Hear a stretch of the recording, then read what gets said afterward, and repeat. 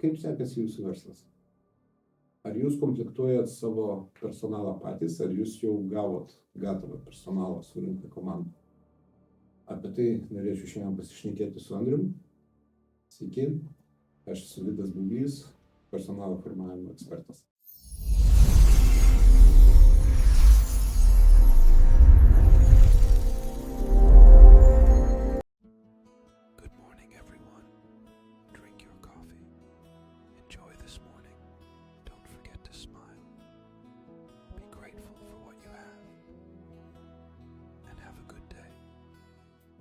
Taigi, Andriau, ar galite truputėlį papasakoti apie savo verslą? Taip, tai mano verslas vadinasi MB Motosparnis, tai užsiimam motociklų remontu, pardavimais, apskritai viskų praktiškai, kas susiję yra su motociklais. Tai nuo naujų dėvėtų motociklų, taip toliau ir panašiai. Bet pagrindė iš tikrųjų remontas. Supratau, personalą jūs rinkote savo pats, ar gavot, ar tai atėjo per rekomendacijas? Viską rinkausi pats iš tikrųjų, kadangi pats įkūriau, pats pradėjau, pats vienas dirbau ir pastebėjau atėjus tam laikui, kada jau reikėjo pagalbos, tai pradėjau pats ir komplektuotis. Visas personalas iš tikrųjų yra iš bendro rato, iš pažįstamų, sakykime, kadangi visi esam tos pačios sporto šakos sportininkai, tai iš tenais per pažintis viskas yra atėję. Supratau.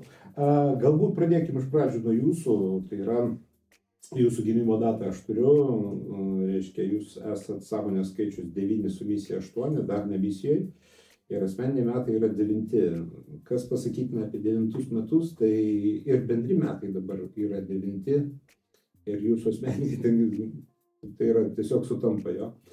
Tai yra metai visko užbaigimo.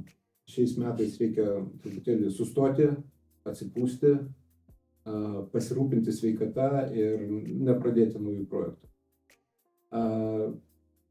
Kadangi jūs sąmonės skaičius 9, nenuostabu, kad pas jūs toksai pomėgis yra, kadangi 9-ukas jisai turi tam tikrą potraukį ekstremui.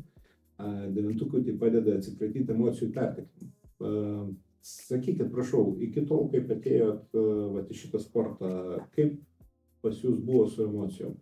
Jūs tiesa atėjot labai jaunas, kaip atsimenu, ja? Jo, atėjau, kai man buvo praktiškai 16 metų.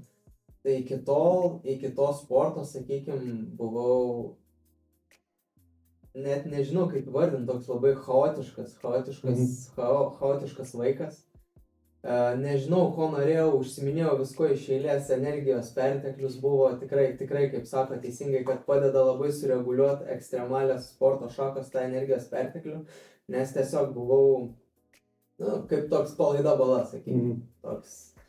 Nieko, aišku, neklausiau, nesilaikiau jokių taisyklių, viskas buvo kaip aš norėjau ir būtent atėjus į sportą tą dieną, tai viskas iš tikrųjų man susireguliavo labai tapau ramesnis, labiau žinau, ko aš noriu. Nes matot, kam reikalas, 9-ukas, jis turi viena iš savybių 9-uko, tai yra sąmonės skaičius 9, yra ta, kad pas jūs yra labai stiprios emocijos, jos stipriai išreikštos, jos tokios sproginėjančios truputėlį.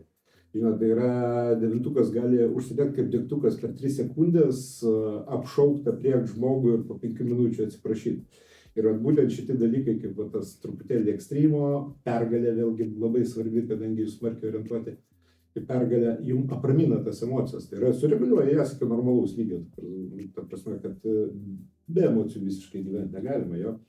Kas liečia jūsų energiją, 2-7-ukai pas jūs gimimo datoje irgi šitą reiškia, tai yra energija būtent, apie kurią aš nekėjom, jo. Sakykit dabar, jo, aš turiu jūsų datą įmonės atidarimo.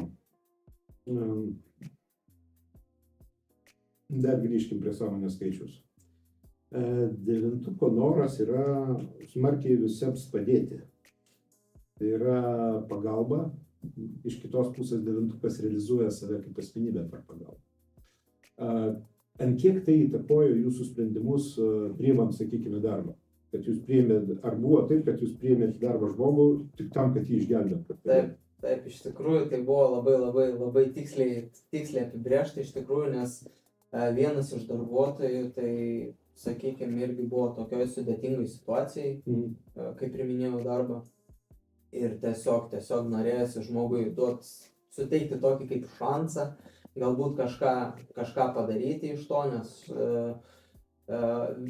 tarp sportininkų yra iš tikrųjų sunku, kada tu, pavyzdžiui, esi ganėtinai profesionalus sportininkas ir tavo karjera staigiai užsibaigė, tai buvo būtent šitam žmogui ir jam buvo toks labai sudėtingas periodas gyvenime. Ir tai padarė labai didelį įtaką iš tikrųjų priimant į darbą, noras tas, sakykime, pagelbėti jam iš tos pusės. Aišku, tai man vėliau pačiam kirto labai skaudžiai, nes, kaip sako, devintukas yra linkęs padėti, o galbūt kiti skaičiai nėra linkę padėti, kiti žmonės galbūt yra linkę tom pasinaudoti pagalbą. Tai va tas dalykas iš tikrųjų labai čia tokias gyvenimiškos pamokas gavosi. Na, kiti skaičiai labiau pragmatiški. Matot, mano atveju, kadangi aš septintukas, aš irgi negalėčiau nepadėti, kadangi iš mano pusės tai atrodytų nedvasinga, o septintukas svarbus dvasingumas. Supratau. Dabar eikim prie jūsų įmonės. Reiškia, įmonė jūs atidarėt 23 metais. Rugsėjo 4 diena. Jo, matot, kas yra su šita data. Tai buvo jūsų asmeniniai 7 metai. Ir kadangi metų energija, mūsų asmeninių metų energija įtakoja mūsų sprendimus. Tai yra, jeigu kalbėti apie sprendimų priėmimą, tai yra pirmiausia, kas įtakoja, tai yra mūsų sąmonės skaičius, jūsų atveju devintukas, taip, toliau vardas, jūsų atveju ketvirtas, jo, ir būtent einamieji metai. Tai reiškia, aš suprantu, kad įmonės atidarimas čia buvo greitas sprendimas, tai nebuvo ilgalaikis planas. Taip, tai buvo iš tikrųjų greitas sprendimas, kam galbūt irgi padarė įtaką iš aplinkos, kadangi pradžiai aš pradėjau dirbti iš viso vienas ir aš, sakykime, aš toks esu žmogus labiau linkęs dirbti pats. Ta prasme, geriausiai jaučiuosi, kai aš esu pats už viską nuo A iki Z atsakingas ir pats visko pasirūpinu.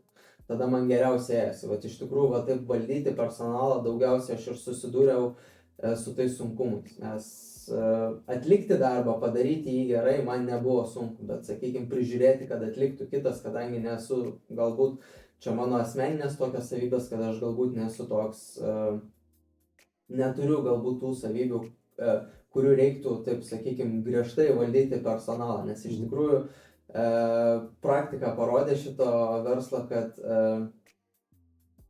draugystė ne visą laiką, sakykime, galit būti draugais, aišku, bet kai viskas įsijungia į tos, sakykime, dalykinius santykius, tai turi vis tiek persijungti kažkoks būti, nežinau, mygtukas, kad taptum iš to draugo, sakykime, kadangi, kaip ir minėjau, visi atkeliavom iš tos pačios srities, visi buvom iki to verslo pažįstami, tai buvo labai sudėtinga tapti iš to tiesiog paprasto pažįstamo draugo, tapti, sakykime, bosu, direktoriumi ir panašiai. Jo, nes matot, jeigu kalbam apie tą žmogų, kuris yra trejetas, tai yra gimęs 3 dieną, tai devynetas ir trejetas yra labai artimos energijos ir kaip draugas jis turėjo būti labai geras. Iš tikrųjų mes sutarėm ganėtinai neblogai, iki to laiko vien tik tais ir net ir dabar, sakykime, mūsų keliam išsiskyrus, net ir buvus visokių įvairiausių situacijų, aš irgi įsigilinu galbūt ir į jo poziciją. Aš suprantu, kad, sakykime, žmogus galbūt nenorėjo man įgelti, sakykime, kitas žmogus, tenkinti kitą situaciją, bet taip, ta prasme, mes net ir išsiskyrus keliam, mes net ir dabar esam ganėtinai, sakykime, nėra to tokio karo tarpusavy, tiesiog pasisveikinam, labas, kaip sekasi ir panašiai, ir ta prasme, nėra jokių ten piktų jausmų į tą pusę, tiek iš mano pusės, tiek iš jo pusės man. Suprantu. Matot, esminis skirtumas tarp jūsų sąmonės skaičius ir jo, tai kad jo sąmonės skaičius 3 tai yra materialus skaičius. Jam svarbi materija, jam svarbus uždarbis, kiek jis gauna, kiek jis uždirba, kaip ten yra tas posakis. Aš nenoriu daug uždirbti, aš noriu daug gauti. Tai yra ir šitoj vietoj, ta prasme, jis nori būtent uždirbti ir nori uždirbti per savo protą. Tai yra panaudodamas savo protą, nes iš tikrųjų trejetas tai yra žinių gūrų. Jie labai gerai renka informaciją, ją sistematizuoja ir vėliau perduoda. Iš jų gaunasi geri mokytojai.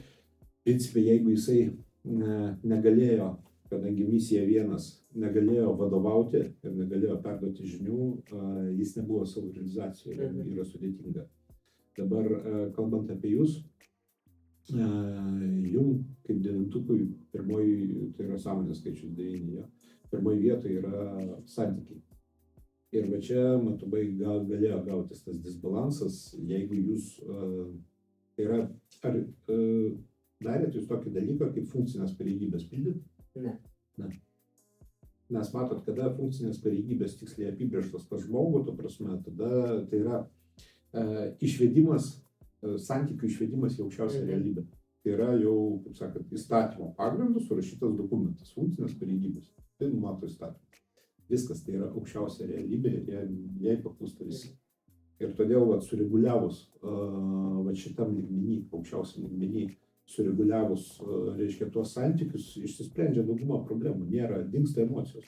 Tikrai sutinku iš tikrųjų su šitu, nes dažnai būdavo netgi, sakykime, gyvenimiškos situacijos, ten kažkas nutinka darbe ne taip, kaip turėjo nutikti, ar ten iš tos pusės ten kažkas yra nepadaryta. Ir aš visą laiką prioritizuodavau, sakykime, galbūt nesusigadinti tų santykių, tai aš galbūt kažkaip švelniau, kažkaip kitaip pasakysiu, kai man reikia atvirkščiai griežtai brėžti ribas ties tais dalykais. Tai jūs labai teisingai sakot, iš tikrųjų, kad tu, būdamas, sakykime, tokio skaičiaus kaip aš, galbūt kitą kartą labiau prioritizuoji tuos santykių išsaugojimo, o ne, sakykime, tų, kaip sakot, funkcinių pareigybių apibrėžimų. Taip, nes apibrėžus funkcinės pareigybės griežtai apribojami darbiniai santykiai ir asmeniniai santykiai gali būti kokie tik tai nori. Jūs užeinat tenais, jau yra vieni santykiai, užeinat už durų, jau sakykime, galite. Visiškai teisingai. Tai va, pereikim prie pavadinimo. Iš kur atėjo pavadinimas? Nežinau, iš tikrųjų, tiesiog su žmona sugalvojom dviese, sėdėjom, galvojom, jinai man labai padėjo iš tikrųjų dėl to pavadinimu, nes jinai labai kūrybinga ir iš tikrųjų aš tai... Kokią dieną gimė žmona? Kovo 1. 1? Jo. Lyderis ir strategas, vienetukas. Ok. Žiūrėkit, pavadinimas duoda skaičių 4. Tai yra įmonės pavadinimas, kaip ir žmogaus sąmonės skaičius neša tam tikrą energiją. Tai pavadinimas jisai traktuojamas truputėlį kitaip. Ir šiuo atveju, jeigu sąmonės skaičius 4, tai būtų kreatyvas, tai būtų kūryba, inovacijos, tai įmonės pavadinime tai yra nematomumas. Tai yra jūsų įmonė gaunasi nematoma. Ir kaip sekėsi su klientūra? Iš tikrųjų, galiu pasakyti, kad ties matomumu tai sekėsi ganėtinai neblogai. Net nežinau, kodėl tiesiog dariau pagal intuiciją, sakykime, vienas dalykas, kodėl sekėsi su matomumu neblogai, nes aš jau 10 metų tuo metu buvau sporte, tai aš jau atsinešiau nemažai žmonių, kurie mane žinojo, o tais, sakykime, jau dirbu ties tą sritim irgi nemažai, tai aš neatėjau taip, sakykime, nuo nulio, pradėti ieškoti klientų. Aš atėjau jau, sakykime, turėdamas kažkokią tais bazę tenais. Tai galbūt tai man padėjo iš tikrųjų. Bet tai gaunasi, kad klientai vėlgi visi savi, dauguma, didžioji dauguma. Pradžiai taip, bet vėliau, kai pradėjo visas tas gniužtės efektas, ten iš vienų per kitus, pradėjo varyti, tai, sakykime, ne tik iš Vilniaus, iš visos Lietuvos pas mus jau ten. Aš bandau tiesiog suvokti, kas padėjo, kaip sakant, patrauktą ketvirtuką iš pavadinimo, kaip sakant, tą energiją nematomumo. Tai šitą klausimą iš tikrųjų sunku atsakyti. Aš tiesiog bandžiau, aš galbūt iš to sporto atsinešiau labai tokį nepasiduodantį mentalitetą, tai aš tiesiog bandžiau daug dalykų. Ir kai kurie iš jų veikdavo, turėjau aišku pagalbos irgi, nes kaip ir minėjau, mano žmona yra super kūrybinga, tai man padėdavo ties tom reklamom, ties viskuo ir tiesiog kažkaip prasitraukėm, praslydom iš tikrųjų. Supratau. Jo, nes matot pavadinimą, aš suprantu, dabar įmonė jau užsidarinėja, Taip. jūs žadat keisti. Taip. Iš tikrųjų, gerai būtų viską padaryti šiais metais. Tai 9 metais. toks ir planas yra iš tikrųjų. Okay. O po to sėskit su žmona, kadangi jinai yra sąmonės skaičių sienas ir sukurti strategiją ateinantiem 9 metam. Tai yra bus, nes būtent nuo 1 metų tai yra strategijos kūrimas, sekantiem 9 metam, plus, ta prasme, numatymas, išdėliojimas visų, sakant, į loginę veiksmų seką jo. Kas liečia pavadinimą, manau, galit drąsiai tarti su manim, ta prasme, sustyguosim pavadinimą. Tai vat būtent, iš tikrųjų, aš iš tos visos patirties tai daug tokių niuansų ir parsinešu, iš tikrųjų, vat, sakykime, nuo tokių elementarių dalykų, kaip paprasčiausias pavadinimo kūrimas, iki tokių sudėtingesnių, nuo kada maždaug kokį laikotarpį atidaryti, koks yra būtent tavo gyvenime tam tikras momentas ir ar sakykime, esi pasiruošęs, nes aš galbūt, kaip ir sakot, 7 metais ėjau į tai buvo labai labai chaotiškas periodas ir viskas vyko tiesiog nebuvau vedamas galbūt tos idėjos, tos meilės šitam reikalui, o kiek labiau galbūt pačio manęs sukurtos kažkokios būtinybės, kažkokie rėmai ir galbūt vat, iš tos visos patirties aš ir galiu pasiimti tokius dalykus, tokius niuansus, kad ateičiai žinočiau, kaip man daryti kitaip, kad aš ateityje tokių klaidų nepadaryčiau. Supratau. Nes matot, bet kokiu atveju, jeigu kalbamės apie įmonės, įmonė reikalingos visas 9 kompetencijos. Jūsų vieta įmonėje tai būtų veiksmas ir promoutinimas pačios įmonės, ta prasme, nes nieks negali papasakoti apie kitą žmogų arba kitą daiktą taip kaip 9. Ta prasme, jūsų pristatymas, tai čia netgi galima būtų sulyginti, kada Amerikoje bokso mačuose, ta prasme, pristatymas. Nu, tai va, tokiam stiliui vyksta viskas, kad ten išvardina krūvą regalijų apie boksininką, tokių, kur nieks nežinojo ir negirdėjo. Tai va čia jūsų tema, ta prasme, kad išreklamuot. Kitas dalykas, kad jūs esat veiksmo žmogus, tai yra 9, tai yra veiksmo žmonės. Pliusas 9 yra tas, kad 80% 9 susideda iš prieš tai buvusių 8 kompetencijų. Jūs tam tikras rinkinys. Ir 20% tai lieka tiem pagrindiniam dalykam, kurie pilnai apibūdina 9. Tai yra pirmiausia pagalba ir jūs realizuojate save per pagalbą. Aš manau, kad jūsų įmonė netgi, arba jūs asmeniškai turėtumėt netgi remti ir skatinti motosportą arba kažką su jaunuoliais, nes jūs, ta prasme, jūs be to negalite, jūs privalot padėti. Tai labai iš tikrųjų teisingai sakot, kadangi kodėl man galbūt ta veikla pradėjo, turbūt didžiausia, sakykime, to užsidarimo priežastis yra, kad aš tiesiog pradėjau nebejausti iš to kažkokio tai, nežinau, noro galbūt tai toliau vystyti vien tik dėl to, kad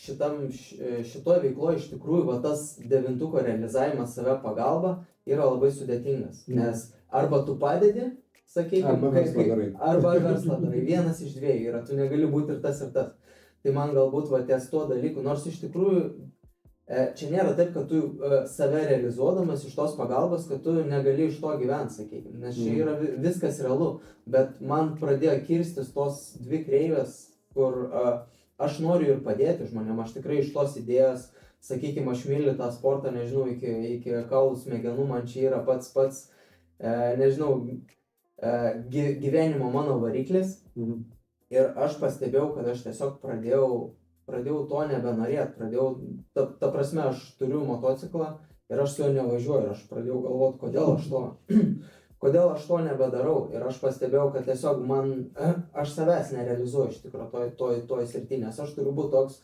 sakykime, labiau, nežinau kaip čia teisingai išsireikšti iš tikrųjų, bet toks labiau savanaudis, sakykime. Čia kita jūsų savybė labai stipri, tai yra abipusiai naudingų schemų kūrimas. Taip. Iš serijos tu man, aš tau. Kiek teko konsultuoti 9, kartais būna įdomu iki tokio lygio, kad vienas 9 yra pasakęs man sąmonės skaičius 9. Sako, aš užeidamas kartais į kambarį, aš nematau žmonių. Aš matau gamybininką, pardavėją, logistą, tiekėją, pirkėją, o aš sutarpininkauju ir visi uždirbam. Tai jūs nebijokit šito mąstymo, čia yra jūsų labai labai stipri savybė ir tiesiog tam reikia pritaikymo. Vėlgi, ta prasme, pasitart su žmona, pasitart su trejetuku, nes vėlgi žmona jūsų tai yra strategas ir jinai puikiai gali sudėlioti visą veiksmų planą atėjant 9 metam. Labai sutinka. Tai va, kitas dalykas, aišku, yra, kad jūs, kaip minėjau, jau labai smarkiai orientuoti į pergalę, todėl 9 sporto, tai čia, bet mato, čia yra pavadinimas vienas akmuo. Nes ta pergalė, kur yra rezultatas ir kur yra pergalė. Jeigu, kaip sakant, rezultatą pasiekėt, bet jūs galite tiesiog toliau pramušinėti iki pergalės. Tai yra švaistyti savo energiją, nors rezultatą jūs jau gavote tą, kurį norėjote. Suprantat? O čia galbūt reikėtų jums iš 8 pasimokyti, kadangi 8 užsibrėžė rezultatą, jį pasiekė. Ar jis laimėjo, ar ne, jis, sakykime, važiuodamas į olimpiadą užsibrėžė, čia gal ne visiškai tinkamas pavyzdys apie sportininkus, nes blogas tas sportininkas, kuris nenori laimėti, jo. Bet tai yra, jis užsibrėžė, pavyzdžiui, dėrybose, važiuoja į verslo dėrybas, jis užsibrėžė, kad jis nori investicijų ten 1 milijono, o ten žmogus gali duoti galbūt ir 15 milijonų, bet jis pasiekė savo rezultatą ir viskas. O ne taip, kad atvažiuoti ir kaip būtent kaip sportininkas orientuotas į pergalę, kad iki galo, iki maksimumo ir taip toliau. Nes ten jau gaunasi, virš to gali gautis energijos švaistimas. Tai reiškia, jūs išmetat savo energiją, rezultatas visai nepasikeičia. O energijos jūs panaudojat daug daugiau, kurie galėtumėt sekančiam rezultatui, sekančiam projektui. Jo, iš tikrųjų, čia kaip sakant, kaip ir su viskuo, aš iš tos savo sportinės karjeros lygiai tą patį pastebėjau, kada aš turėjau kelis, sakykime, etapus. Pirmas mano etapas buvo tikriausiai nuo 2015 iki 2019 ir po to man buvo šiek tiek keli įvykiai gyvenime, kelios labai rimtos traumos, kurios man atvėrė, sakykime, kitą etapą. Tai iki to, iki tų 2019 aš buvau būtent tas, kuris atvažiuoja, nors kaip su mano galimybėm, kaip su mano, sakykime, kiek aš galiu tam skirti laiko ir energijos, mano rezultatas buvo labai geras. Iš tikrųjų, ta prasme, ten pasiekimas buvo, bet aš buvau niekada net tuom nepatenkintas. Man visada reikėjo daugiau ir aš žiūriu, kad aš stengiuosi, rezultatas yra, bet aš vis tiek nesu tuom patenkintas. O tada, sakykime, porą tų dalykų, turėjau kelias rimtas traumas iš eilės, sportinės.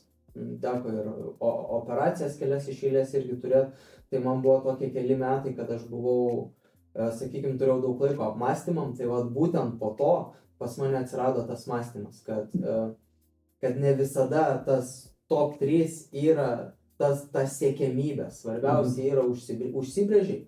Aš iš vis šiais metais važiavau varžybose, tai aš tiesiog džiaugiausi, kad aš ten galiu būti, man jau tai buvo smagu ir man tai buvo labai gerai iš tikrųjų.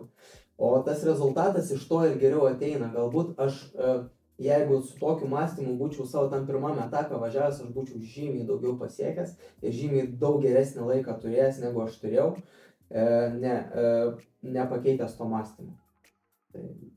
Pas jūs gyvybė tai 3-9, tai jūs labai smarkiai pergalę orientuotas, tai čia iš tikrųjų nenuostabu. Tai kartais jo, save reikia biški į tą žemę, sakykime, įsižeminti, neskraidyti tais padebesiais pastoja, nes aš toks žmogus esu, kaip sako, 9 orientuotas, tai aš dar toks svajotas esu, tai aš jau ten visą laiką svajoju, galvoju, tos scenarijus savo galvoju, sakykime, ir galbūt save įsispaudžiu į tokius rėmus, kur aš pats savo bereikalingą spaudimą susikuriu, vien tik dėl tos siekiamybės, tos pergalės ir nepastebiu to, kiek iš tikrųjų tu daug esi tam momente jau pasiekęs ir padaręs.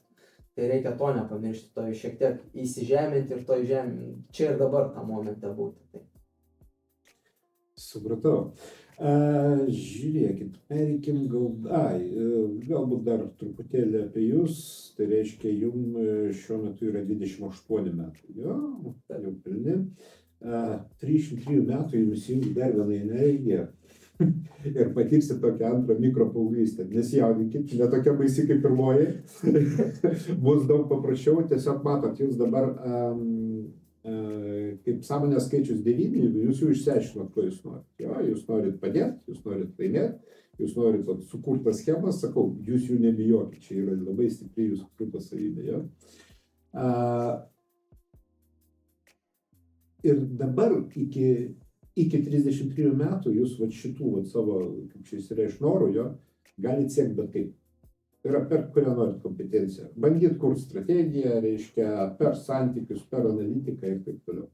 Tiesiog, kada įsijungs misija 33, tai čia yra antras skaičiukas, jums apribos jūsų veiksmų laisvė iki vieno konkretaus kelio. Ir jūsų atveju tai skaičius 8, kas yra proceso kontrolė ir materialaus rezultato siekimas.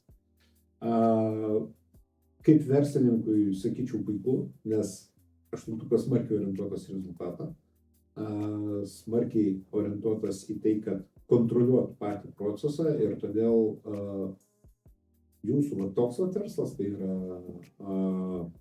remontas, aptarnavimas motociklų, aš sakyčiau, čia būtų labai gerai. Labai gerai. Kalbant apie 9 versle, tai yra 9 yra tiekėjas, būtent. Ir jums tai principė turėjo, aš manau, kad turėjo sektis. Tai yra kodėl? Todėl, kad 9 tai yra, kaip minėjau, abipusiai naudingų schemų sukūrimas, jo, ir jūs 9 visą laiką suras geriausią variantą, geriausią tiekėją, geriausią variantą. Tai va, o kaip su strategija įmonės, kas jums kūrė strategiją? Tai yra veiklos visos strategija, ta prasme, vystymosi, galbūt augimo strategija. Tai vėlgi viskas buvo, viskas iš tikrųjų, kiekvieną tą klausimą, kas ką darė, tai galima atsakyti tiesiog aš pats, nes ta prasme pradėjau irgi, iš tikrųjų, aš net į tą veiklą eidamas, aš net negalvojau, kad aš darysiu, sakykime, verslą, aš tiesiog norėjau taisyti motociklus, padėti sportininkam, kaip sakot, save realizuoti. Taip, ne hobis, iš tikrųjų norėjau tą hobį paversti, sakykime, pragyvenimo šaltinį. Aš dirbu mylimą darbą, po mylimą darbą važiuoju daryti mylimą veiklą ir viskas labai gražu ir smagu gyvenime. Tai va, tai iš tikrųjų ėjau visiškai, sakykime, per mažai žiauriai pasiruošęs tam, tiek emociškai, tiek iš žinių to dalyko, visko mokiausi paeiliui, vėlgi nesu nei baigęs jokių verslo, nei mokslo, nei kursų, apskritai nieko. Tiesiog ėjau pats bandyti daryti ir viskas ėjo veiklo iš tikrųjų. Tai va, pradėjau dirbti pats ir po kurio laiko tiesiog man ganėtinai, kol dirbau vienas, iš tikrųjų, tai man sekės labai gerai. Tiek nebuvo problemų nei su tiekimu, nei su remontais, apskritai, nei su reklama. Iš tikrųjų, visa ta kreivė žiauriai sparčiai kilo. Bet kai pradėjau, sakykime, prisėmiau tų atsakomybių daugiau negu galbūt tuo momentu mano tas sakykime, nepasiruošęs protas galėjo atsikasti ir tada viskas, sakykime, įsijungia tos visos komplikacijos. Nes matot, gaunasi taip, kad čia visų mažų arba solo verslų yra, kaip nepatinka man tas žodis problema, jo nenorėčiau aš jo minėti, bet čia yra pagrindinis klausimas, nes matot, kadangi, kaip minėjau, įmonėje turi būti visos 9 kompetencijos. Ir pas jūs vietoj strategijos yra 9, vietoj santykių, ta prasme, santykiai diplomatija, tai yra santykiai su tiekėjais ir viskai 9.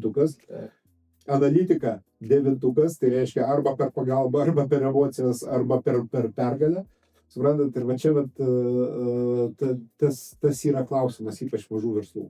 Nes tas kompetencijas, kurių trūksta, praktiškai jūs dar po kiek čia gaunasi, po 6 metų galėsit uždėti 2 kompetencijas gaunasi. Jo, tai reiškia sukontroliuoti, 8 versle, tai yra cecho viršininkas. Tas, kuris gauna visus resursus, sukontroliuoja procesą ir gauna materialų rezultatą. Žodžiu, prižiūri, kad visiškai teisingai, kontrolės mechanizmas, taip. Ir uždėm kompetenciją numeris 9, tai reiškia naudingumas, nauda, jūsų veiklos nauda, reiškia pačiam visuomeniai, jo, plius, aišku, visas, ką aš minėjau, promoutinimas, tiekimas ir taip toliau. Visas kitas kompetencijas mes arba samdom žmonės, arba, kaip dabar madingas žodis yra, outsourcinam, jo, gaunam iš išorės šaltinio. Jo, teisingai, nes tas, sakykime, ta ir klaida iš tikrųjų buvo labai, kad viską bandai padaryti pats. Atrodo, va taip, va aš vienas va pats galiu paimti viską ir pasidaryti. Iš tikrųjų, ką praktika rodo, kad ne iš tikrųjų. Galbūt kitą kartą reikia nusileisti šiek tiek ant žemės ir priimti tą pagalbą iš tikrųjų, arba jos paieškoti. Taigi, tai va, mano jums pasiūlymas. Iš tikrųjų, matot, jūs turėtumėt realizuoti abu savo skaičius. Kol kas jums gerai sekasi su 9 realizuoti save, bet tik tai su ta pagalba. Nežinau, ar galiu duoti jums patarimų, bet Aš visus patarimus priimu. Ir jūsų žmona sąmonės skaičius numeris 1 minėjo, tai reiškia dėl strateginės klausimais tarkite su ja. Taikykite tą strategiją savo verslui, ant kiek jinai žino jūsų verslą ir pažįsta. Ta prasme, vėlgi jinai pažįsta jūs, kas labai svarbu, tai irgi tą strategiją gali pritaikyti. Taip. Pas jūs buvo dvejetukas komandoje. Jis, tai yra dvejetas, pas jūs turėtų užsiminėti būtent diplomatiją ir kadrų politiką. Jeigu toks poreikis yra, ta prasme, turėtų savo specialistą pas save įmonės viduje, ar geriau outsourcing, ta prasme, tai yra išorinis specialistas, kuris jau parinks personalą ir galbūt susitars su jūsų tiekėjais. Taip. Trejetas tai yra mokymas darbuotojų, nes aš suprantu, kad tiesiog žmogus atėjęs, pabaigęs mechaniką ir atėjęs pas jūs, tikrai žinos ne viską toli gražu. Taip, taip. Tai yra mokymai ir dokumentų parengimas, visų dokumentų, kurie reikalingi jūsų veiklai. Jau oficialūs dokumentai, leidimai ir panašiai, kas būtina jums yra. Jo? Ketvirtas tai yra marketingas. Tai irgi galima, kaip sakant, galima outsourcing, galima užsiimti pačiam, tai yra būtent tas marketingas, kuris formuos jūsų marketingo strategiją, reklamas ir panašiai. Penketas tai yra pardavimai, jūsų atveju paslaugos pardavimas, tai yra šaltoji diplomatija, tokia dalykinė. Nes matot, jeigu kalbėtų apie sąmonės skaičių 5, tai yra toksai verslo diplomatas. Pasikalbėjau rezultatas. Nebus rezultato, reiškia, aš net nepradėsiu kalbėti. Penketukas tai yra verslo plėtra ir diplomatija ir pardavimai. Jo. Šešetukas tai yra kokybė. Kas už kokybę pas jūs atsakingas buvo? Vėl lygiai taip pat aš visą tą, sakykime, kokybės kontrolę darydavau pats. Aišku, kažkiek ten tų sprendimų aš tikrai buvau padaręs, kad tai veiktų sklandžiau iš tikrųjų kartais, kadangi turiu pats savo rate žmonių, kurie irgi lygiai tą pačią veiklą užsiema ne vienerius metus, tai ir kuriem ganėtinai neblogai sekasi, tai patarė man nemažai tokių, sakykime, niuansų, kaip tą kokybės kontrolę daryti, tai jinai ganėtinai neblogai buvo, tik tais vėliau šiek tiek, kai viskas pradėjo, sakykime, su tais santykiai pradėjo ne į tą pusę, tai va tada atsirado ir problemų. Supratau. Taigi, 6 kompetencijas aptarėm. Jau 7 kompetencija tai yra, kaip čia įsireiškia, yra technologija. Tai yra, ar pas jūs buvo surašyti technologiniai procesai. Tai reiškia, kaip ateina nuo to momento, kai pas jūs ateina, suprantu, motociklas su kažkokiu klausimais, jo, defektų, jo ir iki galo. Ta prasme, irgi ta schema turi būti aprašyta. Mes viską turim iškelti į tą vadinamą aukščiausią realybę. Reiškia taip pat kaip ir santykius su darbuotoju, sakykime, arba darbuotojų tarpusavio santykius. Bet nebūtų taip, kad mechanikas atbėga ir pradeda šaukti ant tiekėjo, kad tu ant detalių neatveži. Jis pasako, va žiūrėk, čia parašyta. Tu užpildai tokį popierių ir aičiai persiunčiu. Šitą sistemą iš tikrųjų mes taikėm, tai viskas ganėtinai sklandžiai. Ir darbas visas nuo pradžios nuo motociklo gavimo iki atidavimo klientui.